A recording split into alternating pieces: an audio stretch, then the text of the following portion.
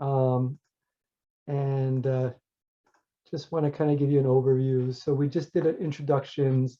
I'm going to give an overview of our department, like all the great stuff that's happening in our department. Then I'll save the last part of our session together to answer any questions you might have, and then I'll close with ways to keep in touch with us should you have any questions.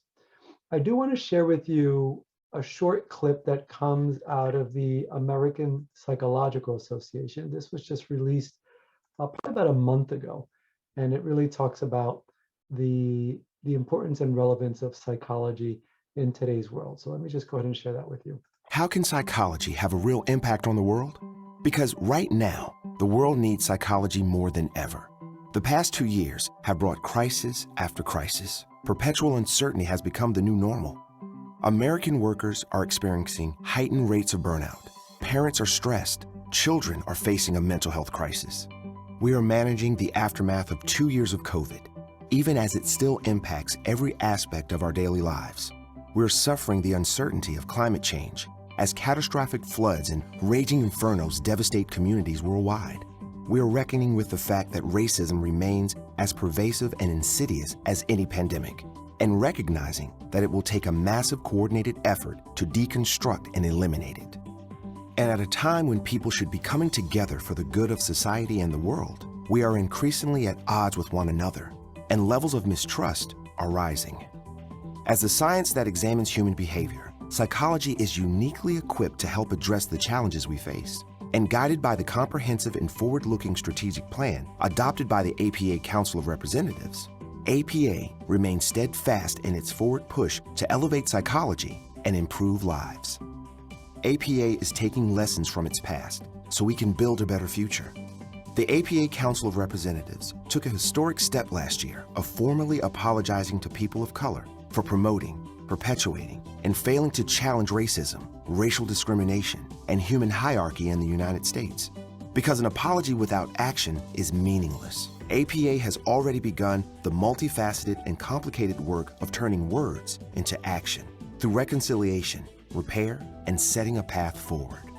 Per the mandate, initiated by Council in APA's apology resolution, APA has completed a comprehensive audit of its current initiatives focused on dismantling structural racism. From now through July 2022, APA will work collaboratively to prioritize both immediate and long-term actions to give meaning to the apology. In the meantime, APA is helping journal editors understand biases and push for more equitable and inclusive processes. The Board of Science Affairs-led task force on inequities in academic tenure and promotion is guiding reviewers and committees in identifying, navigating, and addressing systemic barriers. APA members are working with Sesame Street to ensure their racial justice initiative is grounded in mental health and anti-bias research. APA is helping our growing membership and the field prepare for the future. In our 4th consecutive year of increasing membership, APA is escalating its efforts to prepare the workforce for the future. By collaborating with the CDC to secure a $2 million grant to promote much-needed scientific research on misinformation and vaccine decision-making, by providing our clinicians with tools to support them in their work, pushing back against the No Surprises Act and launching a new toolkit to help clinicians navigate this new law, and by helping practice and state leaders appreciate how population health strategies can sharpen our focus on prevention to help more people before crisis. APA is advancing psychological science to support an evidence-based world. APA's mission is deeply rooted in science, and we work to ensure that the best available psychological science is informing solutions to societal issues. APA is educating policymakers with science-based recommendations on key issues. In recent testimony, APA's Chief Science Officer called for a $1 billion investment in youth mental health research and asked Congress to strengthen existing programs and develop new policies to solve the growing mental health crisis. APA is partnering with the business community, directly reaching CEOs through the Society of Human Resource Management, the Conference Board, and American City Business Journals to re-envision the future of work.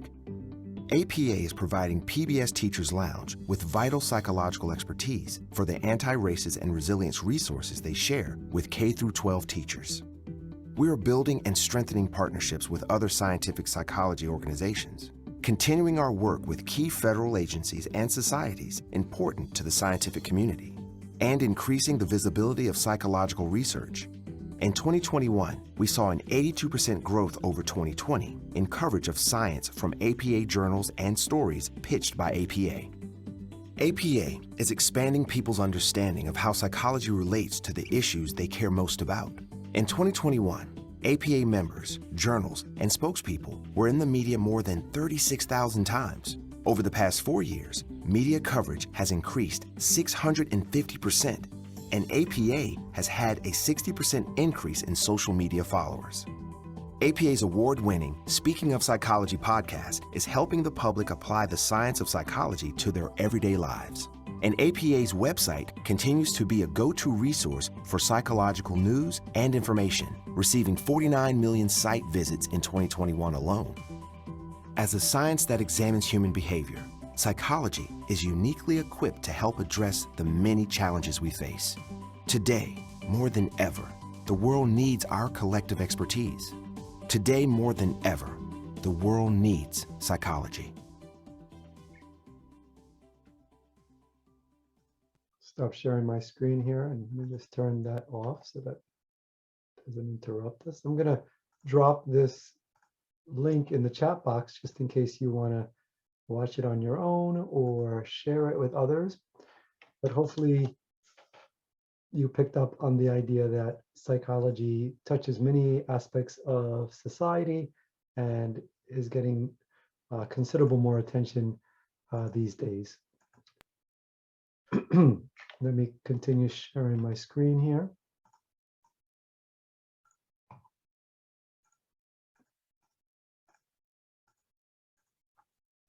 Okay. So just a little bit about psychology and the numbers. We're the most declared major outside of science and business. The average salary for a government employed psychologist is about $124,000, and the overall median salary is about $77,000. Nearly 24% of psychologists were self-employed in 2016. So the idea of working on your own for yourself appeals to you. Psychology is a good start. The job outlook is very promising for those individuals who are interested in a career in psychology, 14% higher than national average with psychology-related degrees. And nearly 45% of our psychology majors go on to earn a graduate degree in psychology. Why are people so interested in psychology? Why do we have one of the largest majors in our college? Students find the human mind to be incredibly fascinating. They find that they get a lot of useful insights that they can apply to their daily lives through psychology. And they also find the wide career options and opportunities in psychology very appealing. A little bit about us as a department. Our goal is to provide undergraduate students with a solid education in the field of psychology that will prepare them for job opportunities in the mental health and human behavior field and for entry to graduate school. Psychology is one of the most flexible BA degrees, Bachelor of Arts degrees. Marketing, advertising, public relations, healthcare, research, and education careers are among the options available to psychology majors. Why is psychology such a popular choice? First of all, people find the topic itself incredibly interesting. It could lead to a very satisfying career, and there is a lot of demand for psychology students. Let me just share with you how psychology is organized in our department, right? So there's basic research in cognition, brain, emotion, and behavior, which leads to these various fields in psychology. So we've got social psychology, school psychology, clinical psychology, health psychology, sports psychology, forensic psychology, and industrial organizational psychology. This is a slightly small print here, but it just really starts to highlight why employers find psychology majors so appealing. It finds that students develop skills in the major in these 5 areas. In the cognitive area, psychology majors can think analytically, can think creatively, can think critically. They're able to manage information in a organized in an organized way, and they're also able to engage in good judgment and decision making. In the communications arena, they find that psychology majors can communicate both orally and in written form. They find that psychology majors are very adaptable, they behave with integrity, and they can regulate themselves quite well. In the social arena, they find that psychology majors know how to be collaborative, how to be inclusive, how to lead, how to manage, and how to bring a service orientation to their work by displaying empathy and keeping an eye on the other, the client, the community.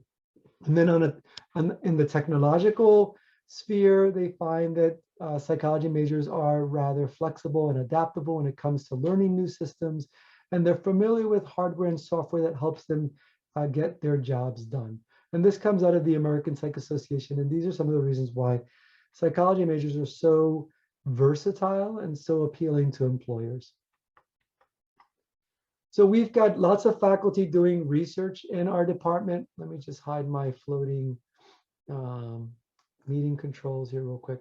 So we've got lots of faculty doing all sorts of research. We've got faculty doing research in children memory and eyewitness testimony, language development and speech communication, capacities of youth in the justice system, anxiety and stress in school children, school-based assessment and interventions, developmental disabilities, social perception, stereotyping and prejudice, hemispheric differences and memory, cognitive impairment in MS and traumatic brain injury, cyber loafing and technology at work, forensic mental health, selective attention and sensory integration, emotions, personality, and workplace performance, leadership development in college students, parent-child interactions, navigation in children with Down syndrome, and my area of research is in multiculturalism and diversity.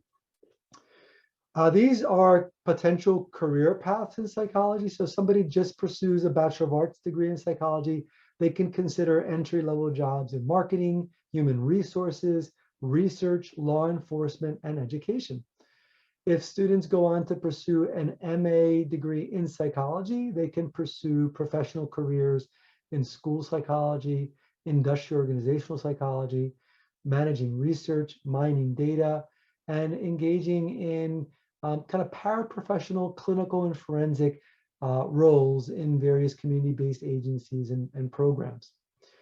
Students can also go on to pursue, after they've pursued a Master of Arts degree in psychology or Master of Science degree in psychology, they can go on to pursue a doctoral degree in psychology and engage in professional careers in clinical counseling or school psychology, industrial organizational psychology, pursue a career in academia, such as myself as a faculty member, or pursue forensic psychology training.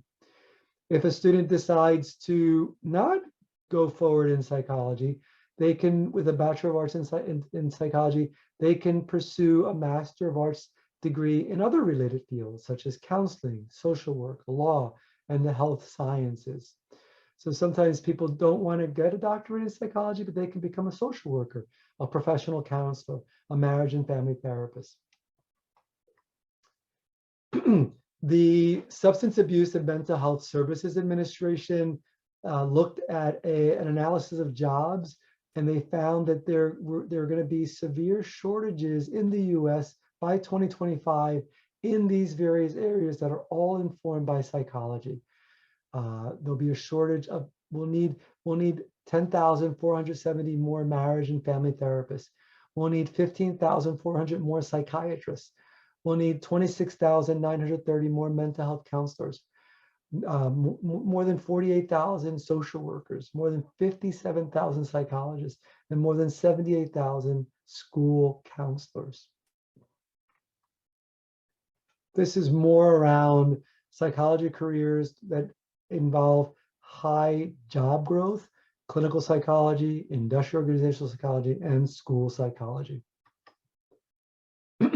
If COVID taught us anything, it taught us that there are a lot of mental health concerns in our country, and a lot of these mental health concerns became exacerbated by the COVID pandemic. And so any given day, you could have come across any of these articles related to COVID and how it intensified mental health and mental health concerns and a need for mental health services.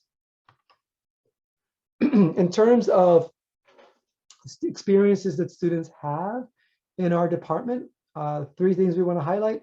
We're incredibly flexible. We offer students lots of opportunities to do psychology. We basically combine the resources of a big department with the attention to details of a small learning community.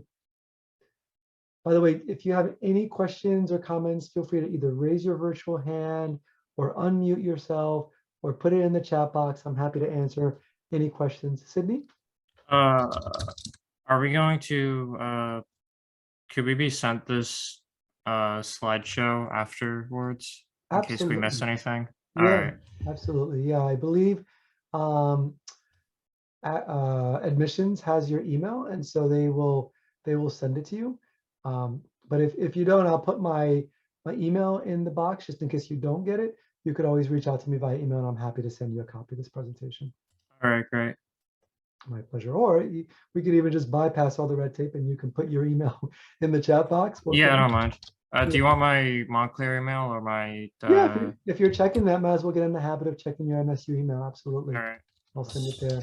Tony, feel free to do the same thing. There you go. Thank you, Sydney. Sure. So in terms of our department, we offer a variety of classes, large classes, small classes, online classes, hybrid classes. Some classes meet in person, some classes meet one day in person, one day online. So some classes meet synchronously, where we all log in same day, same time. Some classes operate asynchronously, where you log in whenever it's most convenient for you and you complete the work according to the schedule that's been highlighted in the syllabus, the course syllabus. And of course, we have courses in the evenings. So we're able to fit most schedules. We expose students to many sub-disciplines or the fields that I talked about. We have over 50 different courses offered in our department. Some are focusing on the more basic aspects of psychology in cognitive, neuroscience, developmental, and social. And then we also have courses in the more applied aspects of psychology, industrial organizational, forensic, health, clinical, and school. We also encourage students to engage in experiential learning. We have a very large cooperative education program where you get credit while you work. And we also have opportunities for students to engage in these opportunities, not only in psychology, but in leadership, neuroscience, and school psychology. You can also participate in the teaching of psychology and help mentor students. Sydney? What does IO stand for? Industrial organizational. Oh, okay. Industrial organizational. Yeah, that's the shorthand for it. Oh, sorry. I was just gonna say, I did IT for a bit, and I was thinking of input output, so I was really confused there. Yeah, that's why I wanted to spell it out for you. And just to take it one step further, basically an industrial organizational psychologist is a psychologist for like a corporate setting or an agency or a larger entity. So clinical and school folks typically work with individuals and families, while industrial organizational psychologists work with organizations. Right. All right. Thank you. My pleasure. We also encourage students to engage in study abroad opportunities. The world is becoming more global every day, and so we want students to consider going abroad and learning elsewhere and transferring those credits so that they can count toward the MSU degree. We've got the Global Education Center that can help coordinate that. A lot of our students go ahead and study abroad. We also have partnerships with universities within the US. So if you want to go spend some time in Hawaii or spend some time in Puerto Rico or spend some time in a different part of the US, you can do a semester elsewhere without leaving Montclair State, but it gives you a chance to taste courses elsewhere in a different university while remaining involved at Montclair State. We also have several options. So we've got the once students leave us, they can go on to pursue a Master of Arts, or there's the MA, the BA MA program where you can get a a master's program in 5 years, or you can do the BA, MBA in 5 years as well, which is a master's in business administration. So those are all different options at the undergraduate level. And then we also have large graduate programs. So we have 3 Master of Arts programs and 2 PhDs, a PhD in clinical psychology and a PhD in industrial organizational psychology. And of course, we want to encourage students to get involved in extracurricular activity. Some clubs that live within our department include the Neuroscience Club, the Psychi Honor Society, the Multicultural Psychology Scholars Club, which is a club that I advise, and the Psychology Club. These are just some internship locations where our students have been placed. If you want to just take a look at some of these places, so you can see where our students are.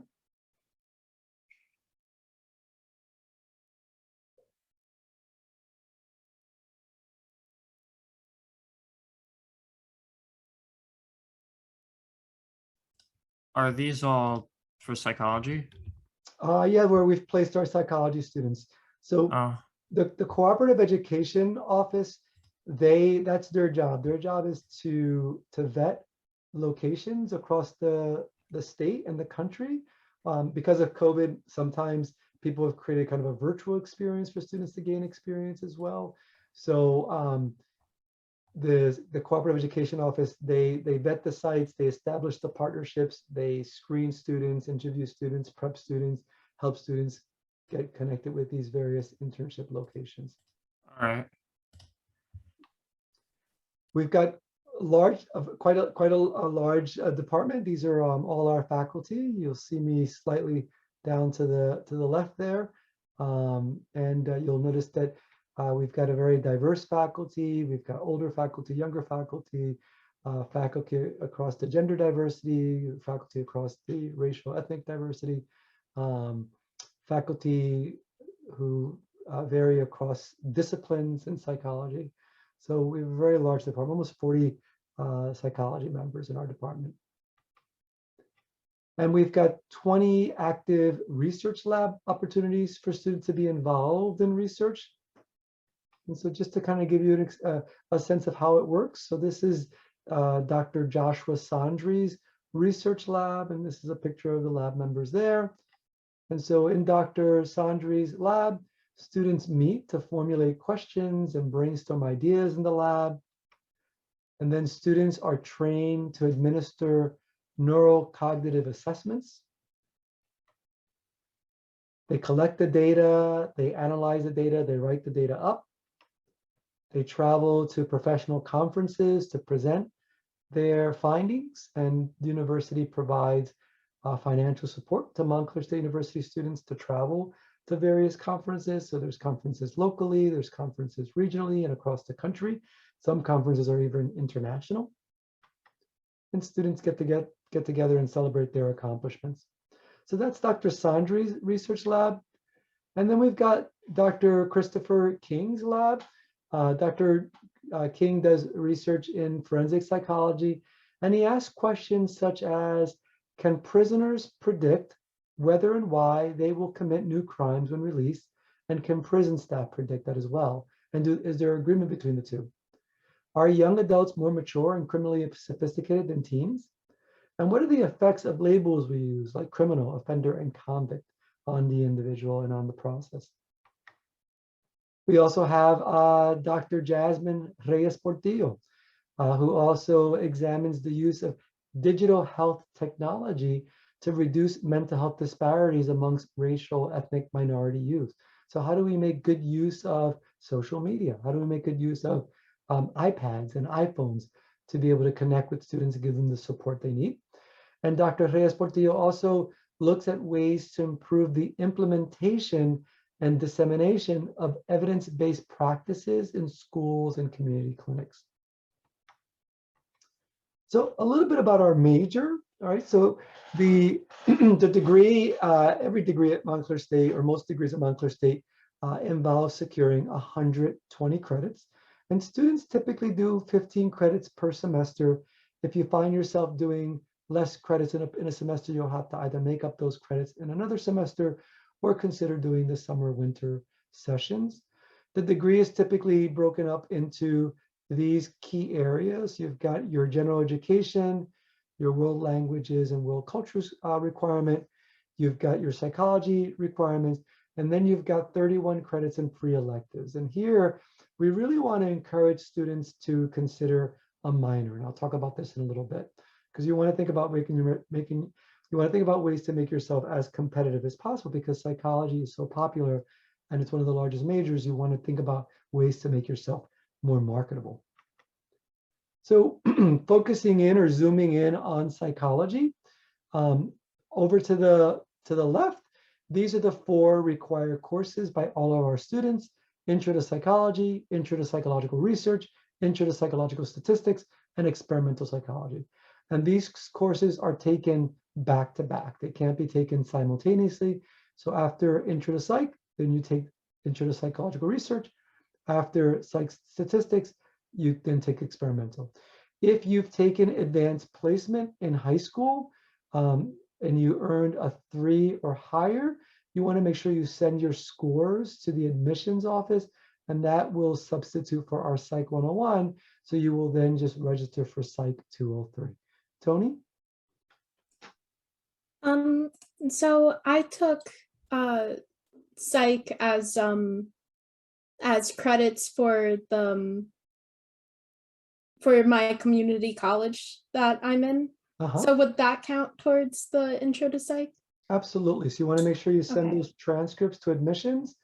And then And I also took statistics. Would that count as intro to psychology statistics? You took just general statistics in the math department, like math statistics? Yes. That won't count towards psych statistics, but that will count toward your math requirement in the general education program. Okay. So Thank Tony, you. you want to make sure you send those transcripts, get those transcripts sent to admissions. They will review those transcripts, and then it should automatically populate in your degree audit. And so it'll tell you that has been fulfilled already. Okay. Okay. Thank you. You're welcome. And you find your degree audit in DegreeWorks, which is nestled in your nest. Every student has a nest because we are the Red Hawks. So you have your nest, and so you'll be able to access your DegreeWorks, which will give you access to your degree audit. And every time you register for a course, that's where the course will be listed. And it'll tell you what it counts for. If it doesn't count for anything, it'll move toward free electives. So that should alert you that if you're thinking it's going to fulfill a particular area and it's in free electives, that should be your heads up that that course doesn't fulfill that category or that area. So again, those are the over the top left, those are the 4 required courses. They're never taken together because they are prerequisites to each other. So first you take Intro to Psych, then Intro to Psych Research, then Intro to Psych Statistics, and then Experimental. You should take those courses as soon as possible, and again, back to back. Once you've taken Psych 101, then you can start taking 200 level electives, which are located down on the bottom right in the purple box. Those are child psychology, children's rights and child advocacy, psych of adjustment, so on and so forth. So you want to be thoughtful and strategic about these courses. Like if you know you want to work with children, then you might want to take child psychology. If you know you want to work with the elderly, then you might want to take psych aspects of aging. If you are interested in the human aspects of the psychological aspects of human sexuality, then human sexuality might be a good course. So you want to be thoughtful and strategic about your 200 level electives. So that's once you've taken 101, that opens the gates to your 200 level elective courses in psychology. Once you've taken Psych 203, that opens the gates to all the other advanced courses. So if you look up top in the green box, students are required to take 1 course in these 4 areas: the biobasis, cognition, personality, and social applied. And then once you've completed those requirements, you're left with 6 more credits or 2 courses in what we call Advanced Electives 2, which are over down in the orange box, which all this will equal 38 credits. If your head is spinning right now, no need to worry. You will be assigned a professional advisor and a faculty advisor who can walk you through this process. But what you want to do is you want to make sure that if you haven't taken Psych 101 yet, that you register for Psych 101 this coming fall. If you've taken 101 already, as Tony has, then you want to move to Psych 203. Tony, because you've taken 101 and it's going to populate, you can also start taking some of the 200 level advanced electives as well if you want. I thought you don't get to choose as a freshman. They do put together your schedule. Is your schedule put together already? They gave us like a form to fill out of what we would be interested in. Right. So I filled that out, but it didn't list any of the courses you had. Okay. So I think what's going to be important is that you connect with one of the professional advisors. I think when you go to register, you're going to meet with a professional advisor and let them know about your unique circumstances. Like the fact that you've taken Psych 101 already and you've taken math statistics is going to make a big difference, and they'll direct you in a different direction. They'll send you in a different direction. Okay. Okay. As I mentioned, folks, it's incredibly important that you think about ways to distinguish yourself as a psychology major, because it's not only one of the most popular majors in our department, in our college or in our university, it's also quite popular across the country. So I always encourage students to consider a minor as well. It's not required, but it's a nice way to follow a second passion. Sydney? So currently my major is not psychology, but if I were interested in taking it, am I like past the cutoff date for Psych 101, or if I'm not, is there like how much flexibility do I have with signing up for psychology? Yeah. Psych 101. You could take Psych 101. Let's say you don't decide to be a psychology major. You would take Psych 101 and it would count as your social science survey course in the general education program. So it's not like it would be a wasted course. It would count for something. Once you take Psych 101 and you realize, well, this is the major for me, then you just declare psychology as your major through NEST, and then it shows up on your degree audit. Okay, and so obviously Psych 101, I wouldn't need to, it would count towards the psychology major. Yeah. So okay. When you go to register, when you meet with your professional advisor, let them know you have an interest in psychology, and they'll put you in a psych course. And then, like I said, it'll count toward a gen ed if you don't decide to pursue psychology as a major. All right. Okay. Thank you. You're welcome.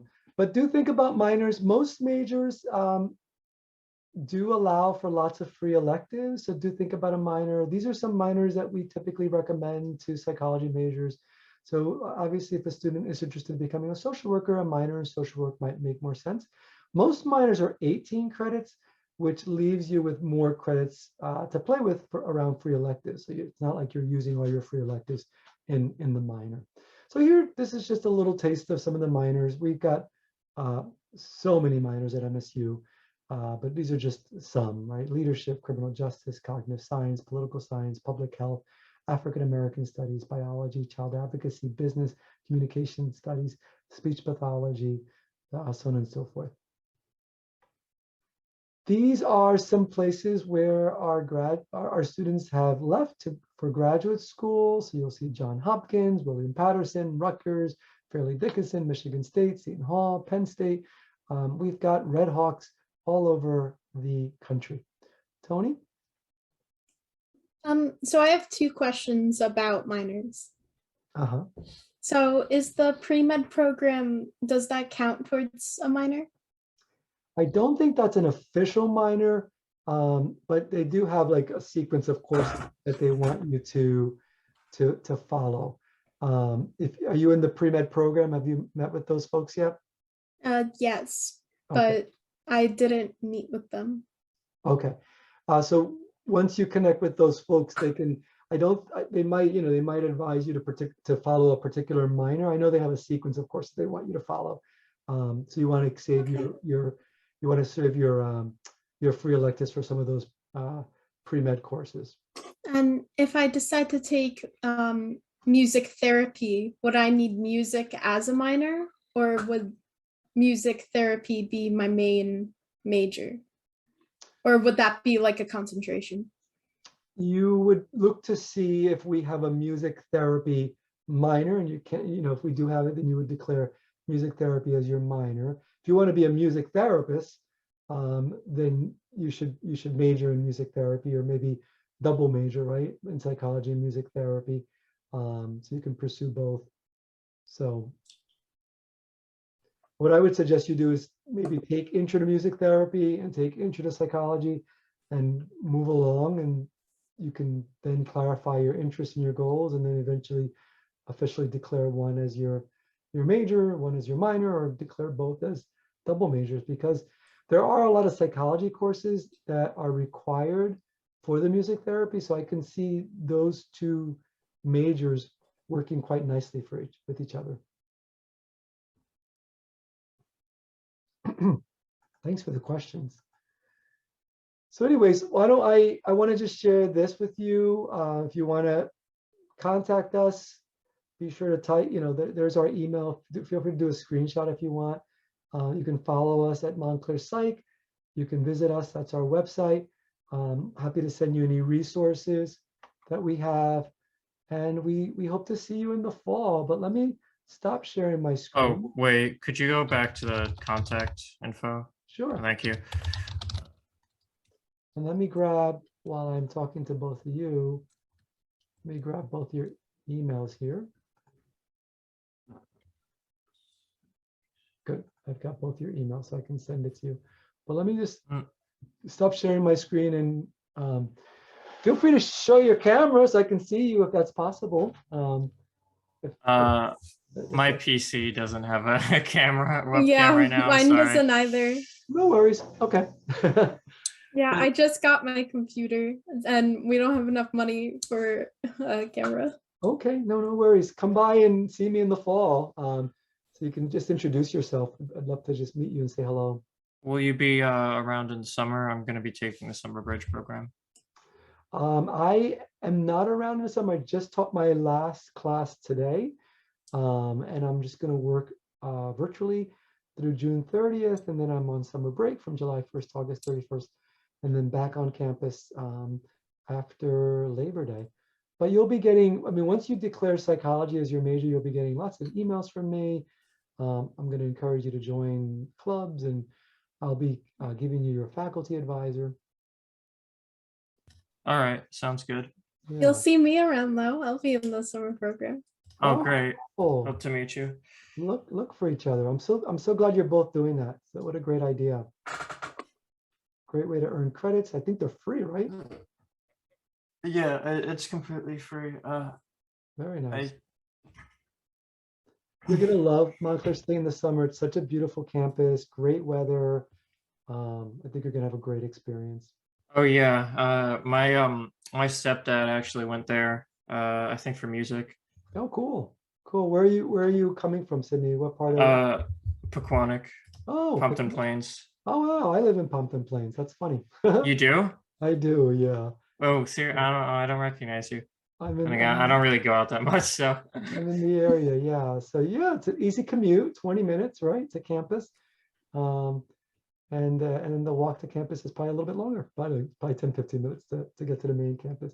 So very cool. How about you, Tony? Where are you coming from? I'm a little bit more down south. Have you ever heard of Jackson? Yeah, of course. Yeah, there's Six Flags. Of That's what we're known for. Yes, that's what put Jackson on the map, right? Six Flags. Yeah. Even though I live like 15 minutes away from Six Flags. Yeah. Sorry. You'll be staying on campus? Yeah, I will. Okay. Yeah, an hour 30 commute is a pretty long. Yeah. Even for every day. Even in Pequannock, it'd be like really long. I went to a school that wasn't in town, and I had to like get up at 6 a.m. every day. Oh. Yeah. I've been at MSU 23 years, and so It's a quick ride, Sydney, especially if you, well, it depends on when you're going to be going to school, but usually I'm going after traffic. So it's like 20 minutes and then I park and walk to my office. But I think you're going to have a nice commute. But it's also nice to live on campus if that's an option for you too, Sydney. I do plan to live on campus, yeah. Yeah, oh, cool. In the fall or eventually? Fall, suppose if everything works out. I applied for disability accommodations, but it got approved, but I haven't gotten a message yet. So do you actually, while I'm on that, do you know when they get sent out? Do you have any involvement with the disability? Only when a student gives me an accommodation notice. So I don't have direct contact with them, but yeah, absolutely. You will be, they'll, if they need more information, they'll let you know. Otherwise, they'll send you a letter letting you know the ways that faculty can best support you. And then you want to make sure you get that letter to faculty. All right. Any other questions I can answer for you? Well, it's been a real treat spending this last hour of my day with you. I wish you well. Have a great summer, and please don't hesitate to reach out should you have any questions, okay? Sorry, I have one last question. Yeah. What would you suggest for me? Because I am undecided, even though I'm want to go into psychology, and I declared my psychology major, but I just don't know where in psychology I want to go. So what would you suggest? Yeah, you've got plenty of time. I would think back to your Psych 101 days when you took Psych 101 at the community college.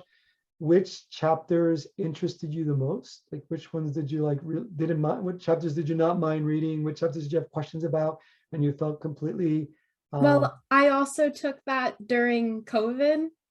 So it was very it was very frustrating for me in general. Yeah. The whole entire course, because it was all virtual online, and I don't do well in virtual courses. Me neither. Yeah. So. Well, that means you both learned something powerful, right? Stay away from the asynchronous courses if they're not going to work for you. Synchronous courses are a little bit different. They're more organized. There's also the hybrid, I just did a hybrid. So I taught in person on Tuesdays and met students virtually on Fridays. And we had a really good experience. But Tony, if you still have access to the book, if you can just kind of go look at the table of contents and see, which topics interest you the most, because for each topic, there's a course. So if clinical psychology really interested you, there's a course in clinical psychology. If pathology really interested you, there's a course in abnormal psychology. So you want to start zooming in. I liked behavioral psychology a lot. I liked the mental illness portion. I liked the clinical psychology. I didn't really like learning about the different people, the history of psychology. That was a little boring. I hear you. Yeah, so you might want to, since you're going to be taking Psych 203, you might be able to take abnormal psychology while you're taking 203. You can explore that option with the advisor. So what's that? Abnormal psychology, learning about mental illness. Okay. Yeah. So that's a good. If you're thinking about if you're interested in work, are you interested in working with children at all or not? No. Oh, okay. So I would, both of you, just go to the psychology major, look at the course description, see what intrigues you, what interests you. It'll probably take you about 15 minutes to do, but it starts to kind of help you develop that roadmap. I teach a course that you can take a little bit when you're like a junior or senior. It's called motivational interviewing. It's a great course. Students really seem to love it. And it's a very applied, clinically oriented course. So it's, what do you do when you're working with somebody clinically who's not sure if they want to make a behavioral change? And so I provide some thoughts about that and some strategies for helping to resolve that ambivalence. And I was sent emails about like a mentor program with Mhm. like Montclair mentors providing like just like guidance throughout the whole entire thing. Mhm. But I sent my mentor like text messages and like she responded to me, but she responded to me like, let's call sometime and like not giving a date. And I've Mm. like tried to clarify, is there like, what do you suggest with that?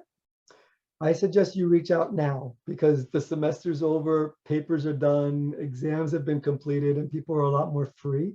You might have caught her or caught them in the midst of um, end of the semester craziness. And so Okay. I would So reach I out should now. just like contact her again because I don't really like doing that because I feel like, oh, I was bothering you once and then I'm gonna bother you again. Right. No, So I would reach out and say, hey, I hope your semester ended well. Hope the exams went well. Any chance we can connect in the next week or so and see how that goes. If you don't get a response, I'm going to put my email in the chat box. Um, you can send me an email and I can try to help facilitate these efforts for you. okay, thank you. All right. You'll be getting lots of emails from me, but hold on to my email. I'm happy to be that person who help you navigate, the choppy waters and the smooth waters at MSU. Uh, yeah, it's just if I can give my 2 cents. Yeah. What I'm also considering when for my career path is uh availability outside of the US because I'm thinking about moving to the Netherlands Hmm. in the future. So uh like for example with teaching, from what I've heard at least, I'm not 100%. I'm sure there's international opportunities, but I've heard that the teaching degree, you're kind of limited to that state, Hmm. and it doesn't really apply that much elsewhere unless I guess you're perhaps taking an alternative route. So uh, I guess when choosing a major, you can consider that too, what your future plans are. Yeah, that's a really good point, Sydney. There, I would just, I would refer you or direct you to the faculty in teaching and learning over at the College of Education for guidance. Same thing with psychology. Like I'm licensed to practice in New Jersey and New York. If I move to a different state, I'll have to follow their license requirements. And if I go Oh, to so that's more like a professional regulation kind of thing. so, but if there's plenty of psychological, not psychology degrees, psychology paths that like you could you could get a degree in it and then you could move to another country and you could maybe jumping through some hoops, but a you could work there. Sure, sure. Yeah. Sydney, I think you're a little confused. Your degree applies everywhere. You just have to take a test in each state to be like a licensed practitioner. All right, okay, Yeah. I mean, yeah, if yeah, that you makes sense. if you go abroad, there are a lot of students who come from other countries to MSU because they really want a US degree. And so there is a very positive perception of degrees earned in the US elsewhere. So um, I think it could serve to your advantage, but you're going to have to kind of vet and figure out what the regs are wherever you go abroad. All right, yeah, that makes sense. Okay, thank you, Yeah, my pleasure. and thanks for the info too, Tony. Oh, Yeah. I no said that problem. correctly. I Yeah. heard I heard you both mention psychiatry, so you want to make sure that you understand that psychiatry is med school. So you want to make sure you do pre-med in preparation for med school to pursue psychiatry. About and that doesn't mean that a minor in psychology couldn't help you. That could really help you as well. But if you want to be a psychologist, obviously an undergraduate degree in psychology makes a lot of sense. All right. All right, folks. So good to hear your voices. I wish you well and keep in touch, okay? Okay. It was Bye. great talking with you. Have a Thank good you. day and have a good summer. You too. You too. Yeah, definitely. Have a great summer. Have a nice day. You too. Bye-bye.